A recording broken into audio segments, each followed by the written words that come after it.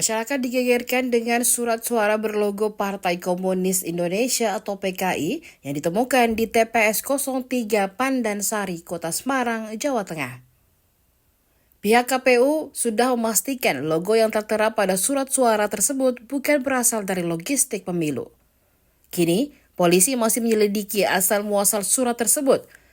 Dedi Taruna, Ketua KPPS Pandansari mengatakan, surat suara berlogo PKI baru diketahui muncul saat perhitungan suara. Logo tersebut ditempel pada kertas suara untuk calon presiden dan wakil presiden. Meski sudah tercoblos, Dedi mengatakan surat suara tersebut dianggap tidak sah. Temuan ini juga membuat warga di TPS marah sekaligus histeris. Ketua KPU Semarang, Henry Cassandra, menduga logo PKI tersebut ditempel oknum pemilih. Terkait siapa pelakunya, polisi masih melakukan pendalaman.